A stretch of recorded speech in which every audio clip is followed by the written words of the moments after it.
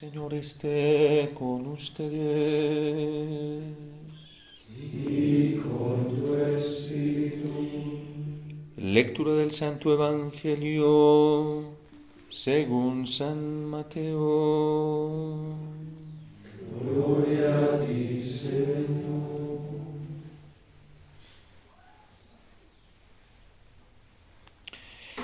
En aquel tiempo, al ver Jesús que la multitud lo rodeaba, les ordenó a sus discípulos que cruzaran el lago hacia la orilla del frente. En ese momento se le acercó un escriba y le dijo: Maestro, te seguiré a donde quiera que vayas.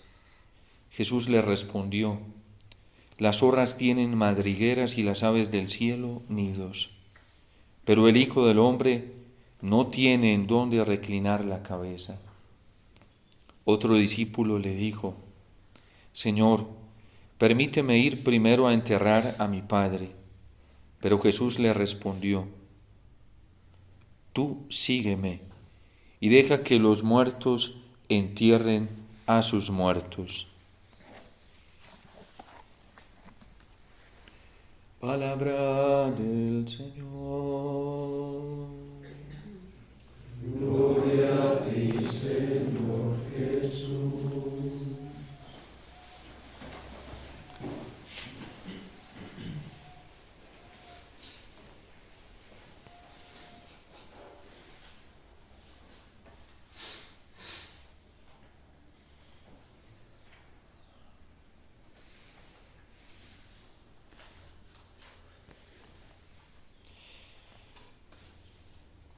En el Salmo 49, el salmista, como a modo de invitación, hace una advertencia invitando a todos a que se reúnan y presten oído y atención, porque el Señor va a hablar. Reclama la atención de todos porque el Señor va a hacer una sentencia. Reclama la atención incluso de las naciones, de todos los pueblos vecinos, porque Él va a hacer una sentencia. Y es lo que vemos hoy con el profeta Amós. Amós empieza su libro advirtiéndole a todos que Dios va a hablar y que va a ser la sentencia verdadera, porque va a ser la sentencia de Dios, y que todos deben prestar atención a lo que Dios va a decir. Y por eso el Señor dice en el Salmo 49, no voy a callar, voy a hablar.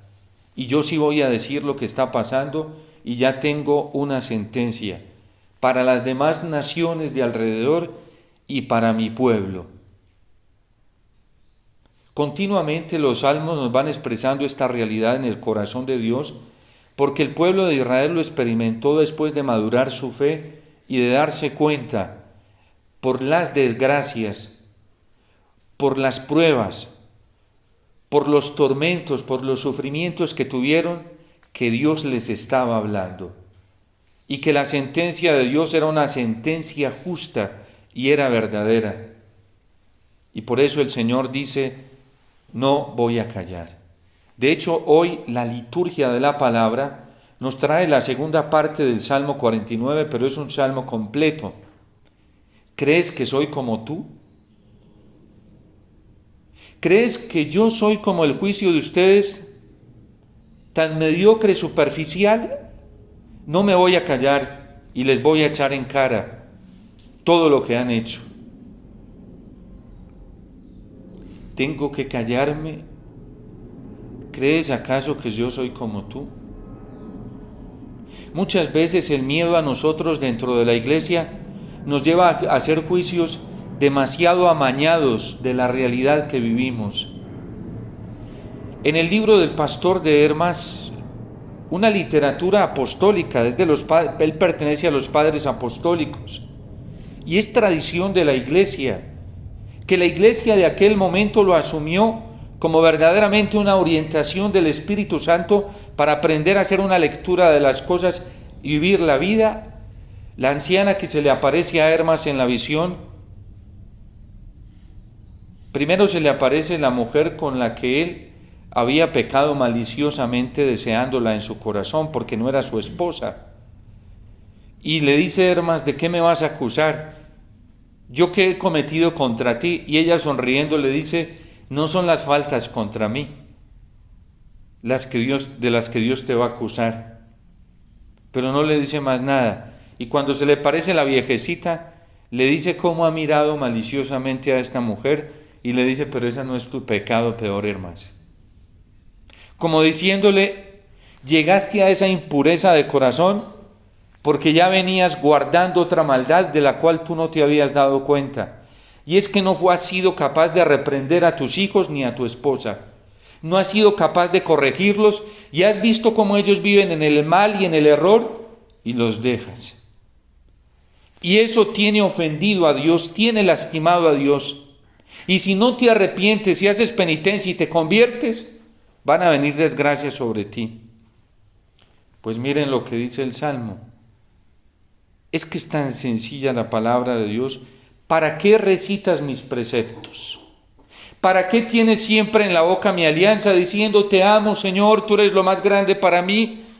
¿Para qué andas predicando y diciendo que los mandamientos de Dios, los preceptos de Dios son lo más importante? Lo dice Dios. ¿Por qué citas mis preceptos?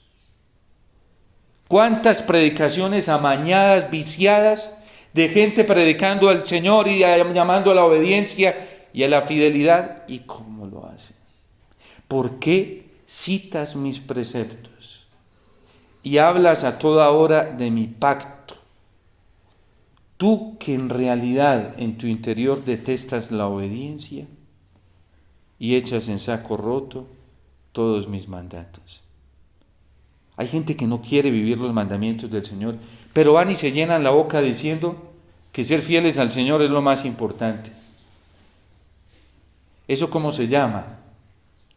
Eso se llama doblez de corazón. Eso se llama una fe corrompida, viciosa. Eso se llama una fe doble. ¿Por qué citas mis preceptos y hablas a toda hora de mi pacto, tú que detestas la obediencia y echas en saco roto mis mandatos? Y es la sentencia más desarrollada que el Señor está dando a través del profeta Amós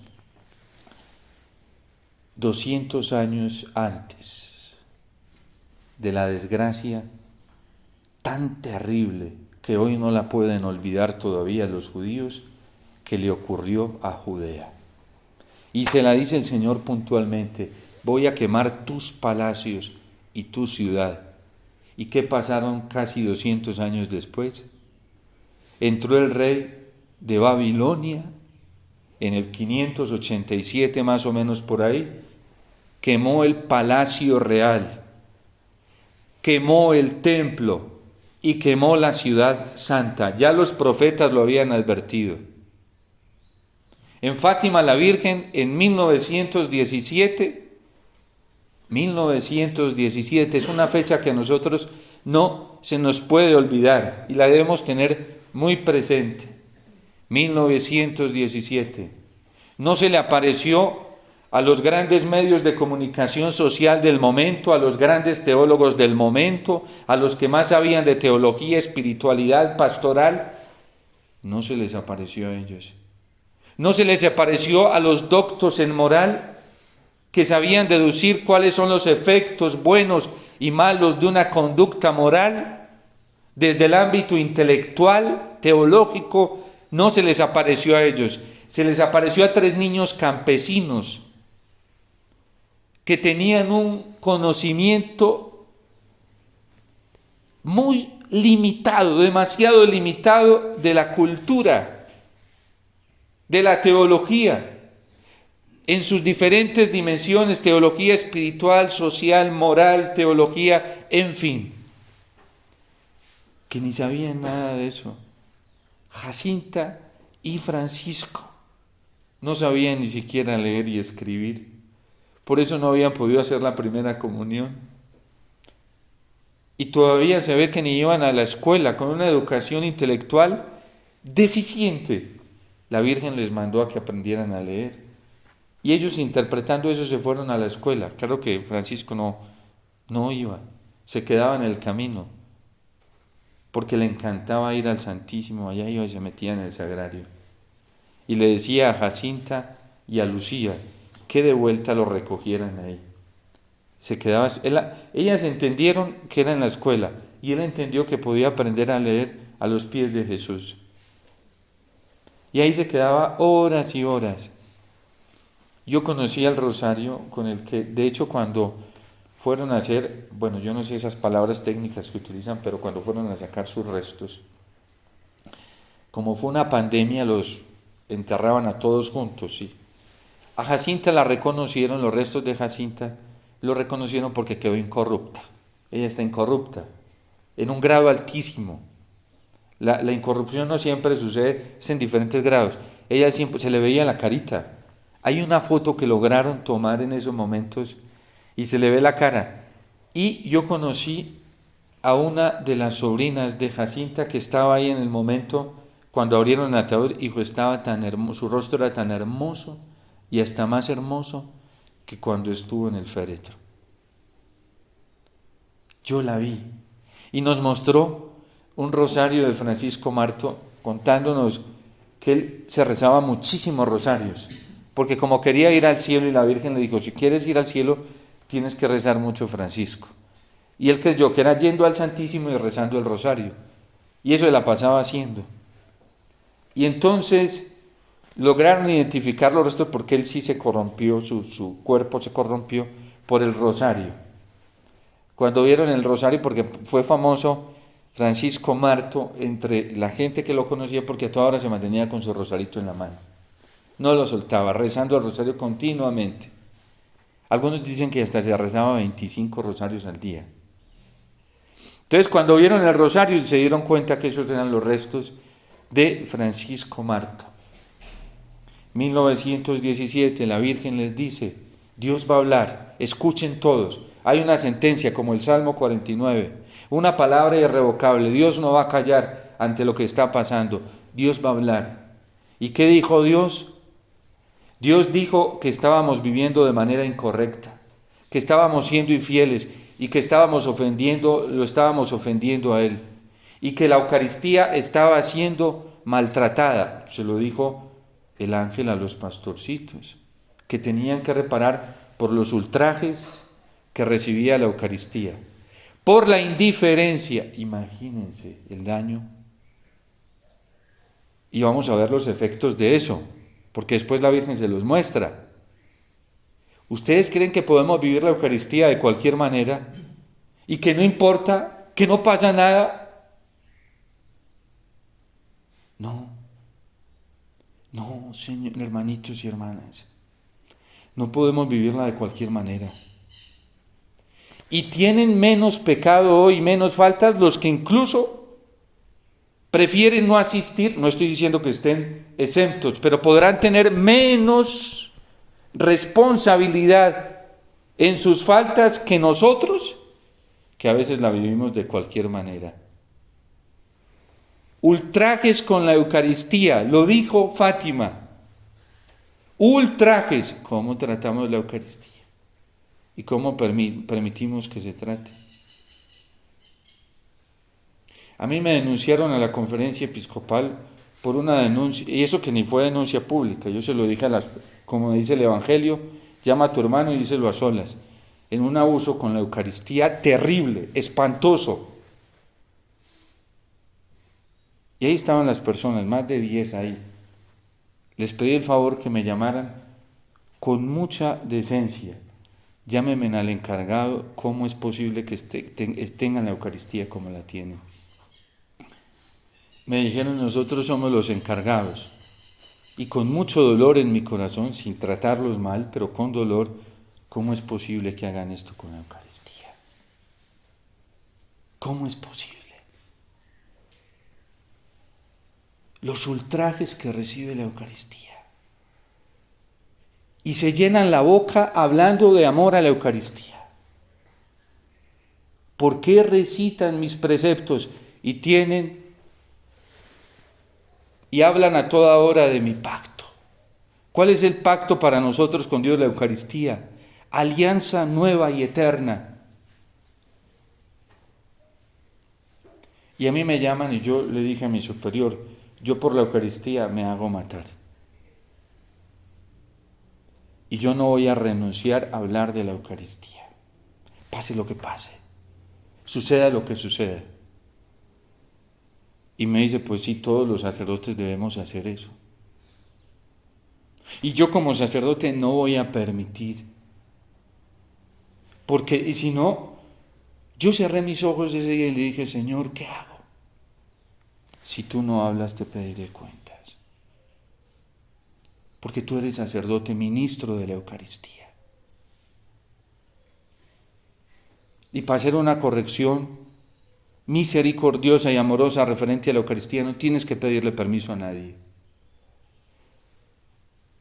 Yo tengo la autoridad que la Iglesia me ha conferido como sacerdote y ministro del sacramento de la Eucaristía, ministro ordinario, equiparado a mi obispo y a los obispos, que son los ministros ordinarios por excelencia de la Eucaristía. Los diáconos y los sacerdotes estamos equiparados al corazón mismo de Cristo, sacerdote.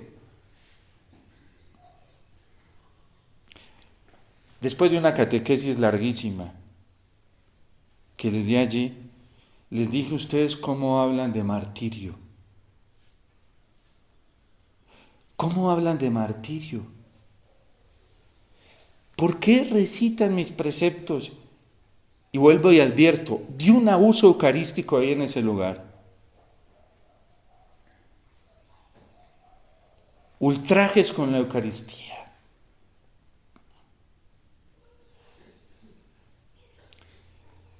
Todo eso tiene consecuencias y el Señor se va a callar.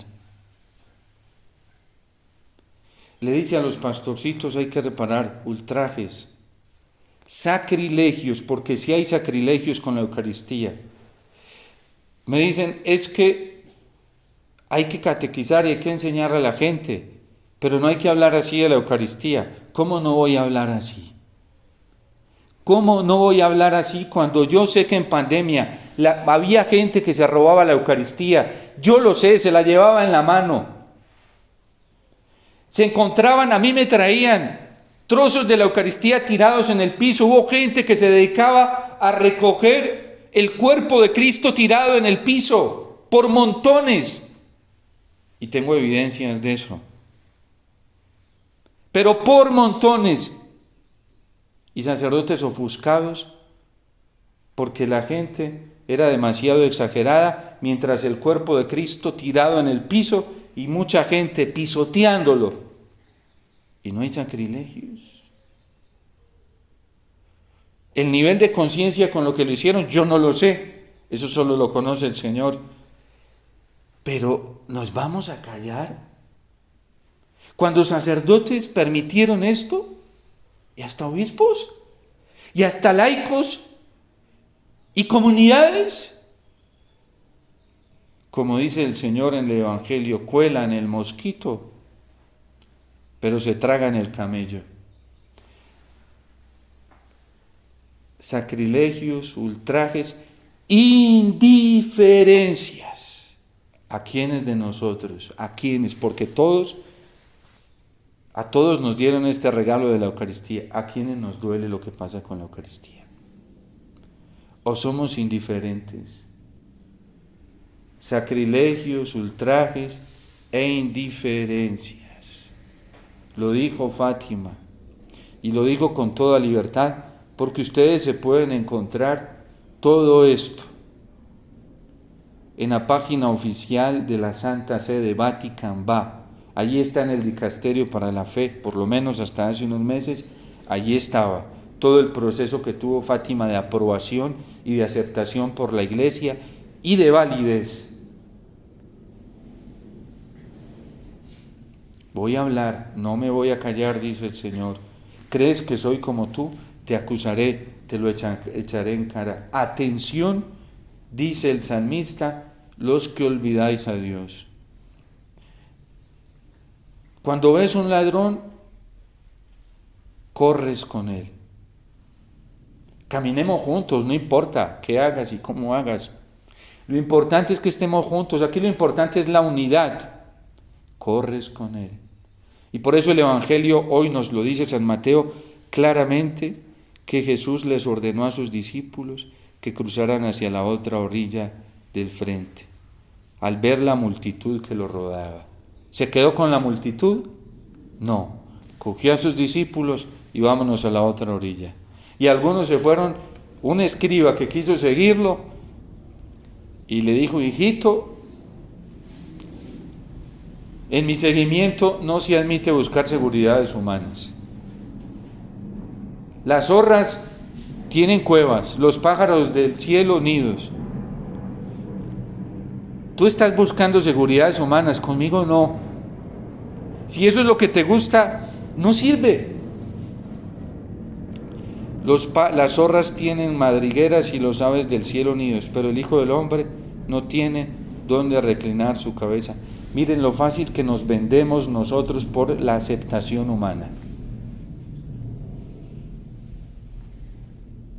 Eso se llama cobardía, un seguimiento por miedo. Voy a dejar de vivir en la verdad y de anunciar la verdad y de proclamarla, porque es que hay que ser prudentes. ¿Y para qué hay que ser prudentes? Es una prudencia con un fin pagano, para que no me persigan, para que todos me acepten. Hay que buscar un modo de hablar y de actuar de manera que tenga aceptación en todos, ¿sí? Pues Cristo es muy claro. Las zorras tienen cuevas, los pájaros nidos, pero el Hijo del Hombre no tiene dónde reclinar su cabeza. Simeón fue muy claro con la Virgen. No, fue una advertencia del Señor a la Virgen: este está puesto para caída y elevación de muchos. Debes de saberlo, que será un signo de contradicción.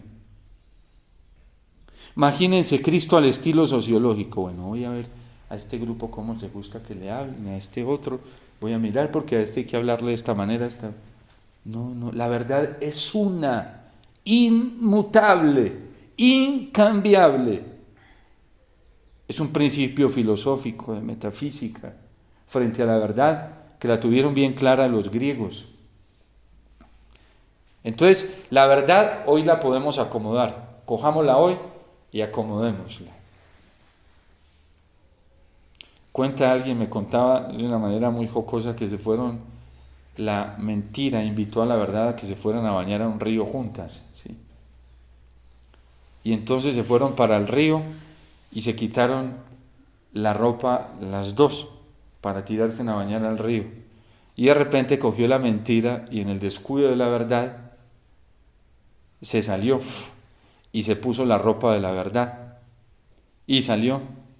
Cuando salió la verdad, pues su ropa no estaba, sí, se quedó desnuda. ¿Por qué? La verdad es recta, limpia. No se puso la ropa de la mentira para poder ser aceptada, ¿sí? ¿Qué hizo el demonio? Eso mismo. ¿Y qué estamos viviendo hoy? San Francisco de Asís le pedía al Señor que le diera una fe recta, porque él sabía que en el contexto que él estaba viviendo, la fe no se vivía rectamente. Ahí no se lo tuvo que decir a su papá. Su papá, con el obispo ahí, y el obispo también, diciéndole a San Francisco que lo que estaba haciendo era incorrecto. Y basados en la fe. El papá basado en el cuarto mandamiento de honrar padre y madre, y el obispo también en el respeto y la obediencia de sus superiores. ¿Y qué le dice San Francisco de Asís? No tengo más que un padre, y es mi Padre Dios. Una fe recta, coherente. San Francisco de Asís ni siquiera quiso, por eso Jesús decía en el Evangelio, ni que el polvo de ese lugar se les pegue. Y Judas nos lo decía hace poco en su carta: tengan misericordia con todos, pero cuidado que con algunos hay que ser muy cautelosos, que ni siquiera se les pegue el mugre de sus ropas. ¿Y por qué San Francisco de Asís? Los profetas nos hablan a través de los gestos, más que a través de las palabras. ¿Por qué San Francisco de Asís fue y se puso una túnica rota? Porque renunció a todo lo de su padre. una fe recta.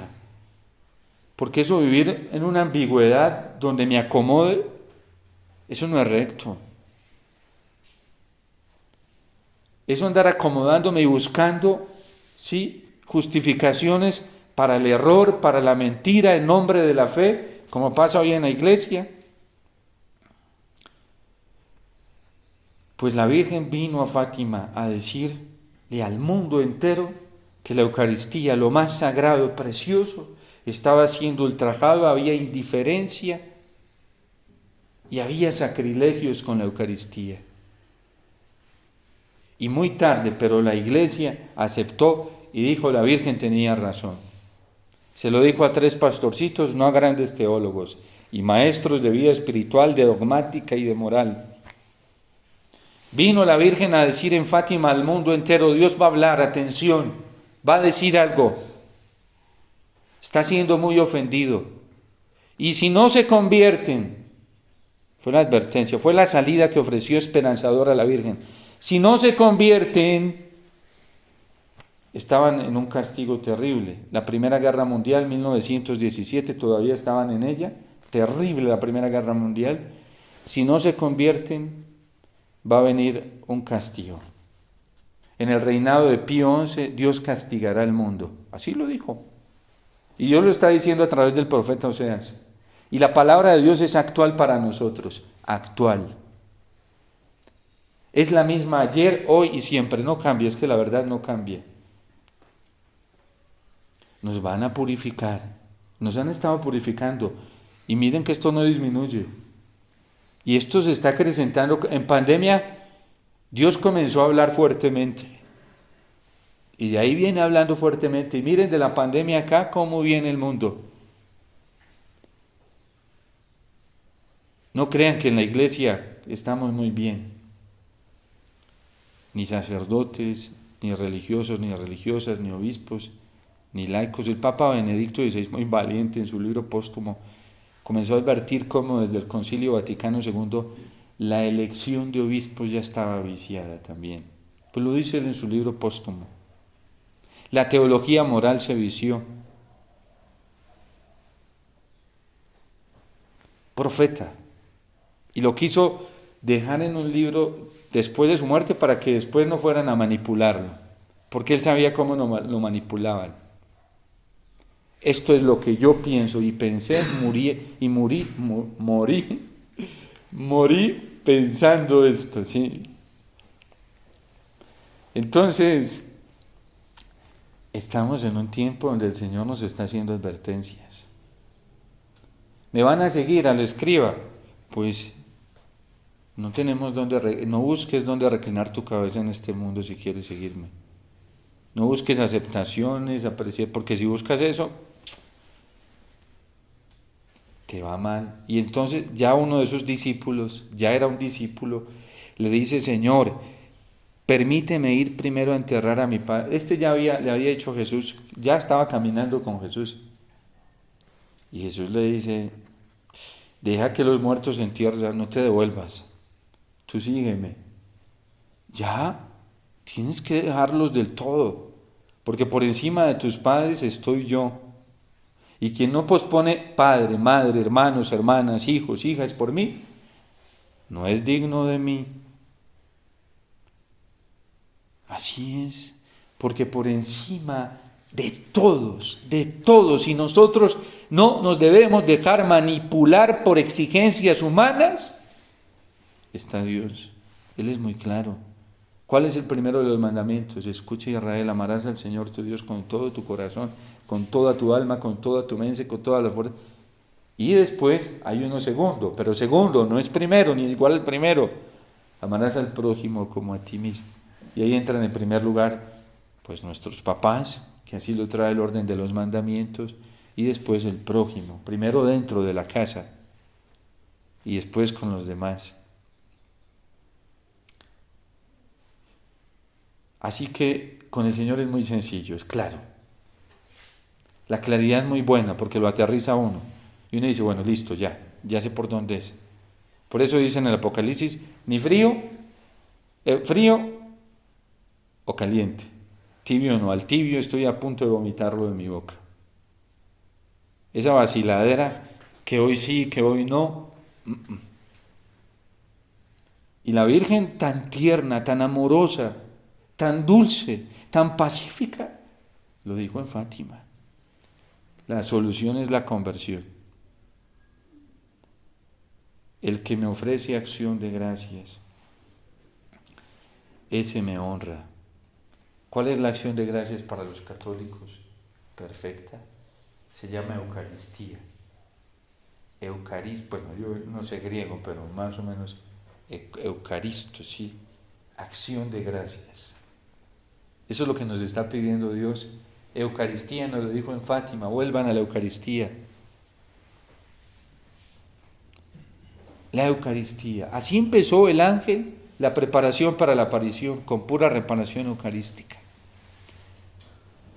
Entonces, no podemos dejarnos envolver por todo esto que está pasando hoy. Pidámosle como San Francisco de Asís al Señor que nos dé una fe recta, pura, de verdad, radical, hacia el Señor. Una esperanza cierta. ¿Qué es una esperanza cierta? Que todo lo esperamos del Señor. Y eso es una certeza muy grande porque todo nos lo va a dar Él. Todo. El que espera en todo del Señor, lo recibe todo y más de lo que espera del Señor. Y Él da una certeza de eso. Empezando por la alegría y la plenitud que da en el corazón. Una caridad, decía San Francisco de Asís ante el Cristo de San Damián, una caridad perfecta, porque la caridad que se vivía no era perfecta, y Benedicto XVI ya nos dijo que en la Iglesia todo lo que se llama caridad no es verdadera caridad. Las dos encíclicas del amor, Deus Caritas es y Caritas in Veritatis, y nos dijo, hay que vivir en el amor de Dios la caridad perfecta y la caridad por el prójimo. Pero nos dijo en la tercera encíclica, esa caridad tiene que ser verdadera porque hay una caridad muy mentirosa. Hoy en nombre de caridad permiten de todo, hasta el aborto, matrimonio igualitario dentro de la Iglesia, adopción para personas del mismo sexo, legalización de la droga, y hasta citan a los papas y todo.